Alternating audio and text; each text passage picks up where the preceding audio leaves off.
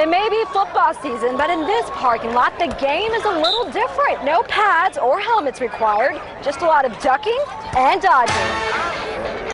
Fiesta is off to a rough start. The rain forced the cancellation of the opening celebration yesterday afternoon. The recovery has been tedious, but Juan has adapted. A true music fan knows all the songs, but Marvin can be found on YouTube doing all the moves. It may not be the red carpet, but Hollywood has taken over the small town of Fredericksburg. I remember telling one of my friends, hey, Staff Sergeant Juan Amades won't get his Christmas gift until next year. But that's okay with Juan. You see, his household is already full of love, and yet his everyday tasks are constant reminders of a tragic day in Iraq. All I hear, like the blast, and I just turned my face really quick, and that's why my face didn't get burned. But my uniform, I couldn't take it off. It pretty much, my brown t-shirt and my HU top burned on top of my body. Juan suffered burns on 77% of his body. I remember people looking at me and be like, oh, like, you know. But family drove him to fight for his life. And he kept me going all the time. 4 years later, Juan gets daily therapy at Brooke Army Medical Center, and just this past year, he chose to amputate his arms. This protest has improved about 80% what I was doing before. The recovery has been tedious, but Juan has adapted. I drive, I play soccer, I play video games. Yes, he plays video games with his feet. And soon everyday tasks will become even easier when a service dog being trained through the group Patriot Paws joins the family. They be able to turn on lights, turn off the lights, open doors, close the doors, carry objects. You know, I think they trained it to help me pull my pants down too. It's an arrival Juan's been awaiting for nearly a year. I am really excited. I mean, I can't wait for me to get the dog. And a relationship he's confident will make it through thick and thin. I'm convinced that life is 90%. It's 10% of what happened to me, and 90% how you react to that what happened.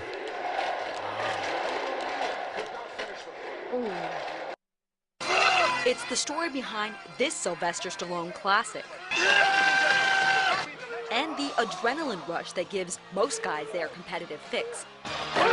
That challenge is something this girl can't get enough of. When you're up there, you have a whole bunch of people right there yelling at you. Crystal Yuri is so good at arm wrestling, she's preparing for the World Championship next month in Nevada.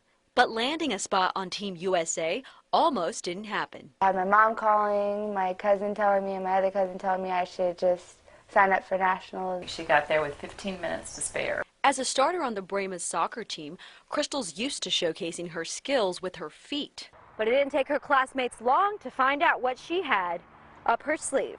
A whole bunch of people are like, you want to arm wrestle now? She's really strong. It was just like my arm was jello. Like, she took me down. Crystal knows her competitors will put up a bigger fight. You go like this.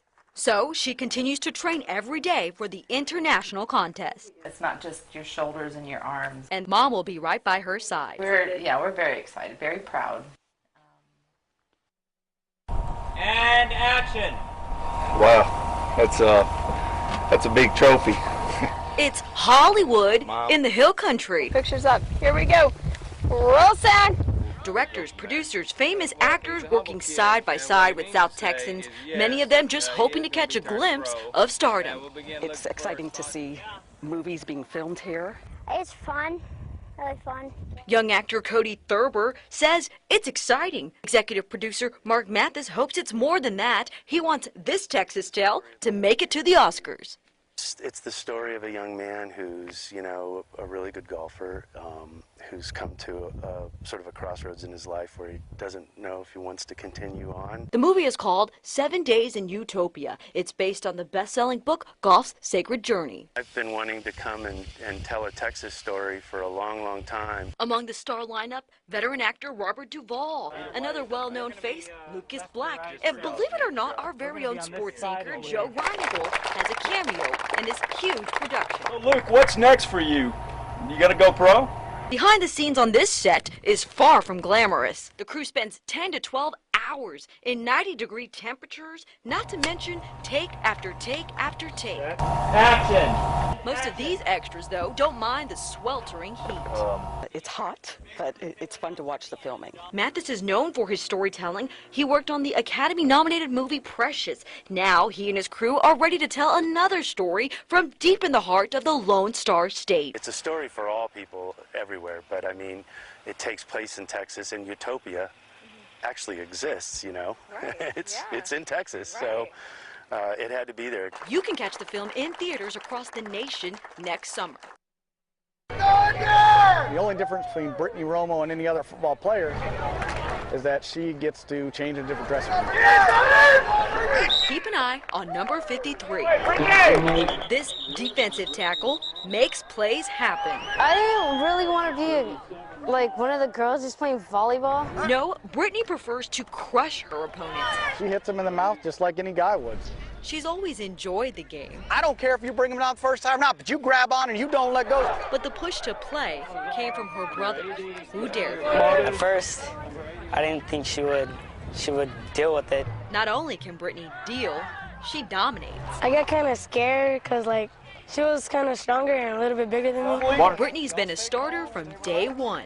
Very quick off the ball. Brittany's probably our fastest player off the ball, gets a lot of penetration in the backfield. The toughest challenge came off the field when Brittany decided to tell Dad. I was kind of like nervous when I told him. I didn't think he'd let me play, but here I am playing. And playing well. Her fans agree. 53, Brittany Romo. Even her opponents agree. But I told one guy that I'd be back in less than 25 seconds. So when someone says you hit like a girl, that's a good thing. Brittany was there once again. First, Romo. Go Spitfires! It's a game we know from elementary recess, but this weekend, adults hit the pavement to play dodgeball. To win and dodge as many balls as possible. Some had game plans. We tried not throwing the ball, we tried just catching the ball, we tried all throwing the ball at the same time. Others had playbooks. Well, sort of. I actually have our playbook right here. We're going to dodge, duck, dip, dive, and dodge. Then there were those who just winged it. Did we practice? No. Prepared or not, it seems all participants had one thing in common.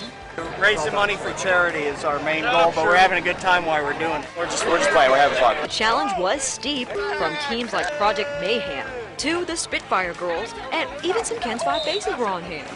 I'm not very athletic, so that really hurt me a lot. But even those lacking the dodgeball finesse helped out in other ways. This is all for the kids. This is a sports initiative, so there couldn't be more pleased. Good time for a good cause. The ultimate prize, free beer for a year. And these guys couldn't be happier.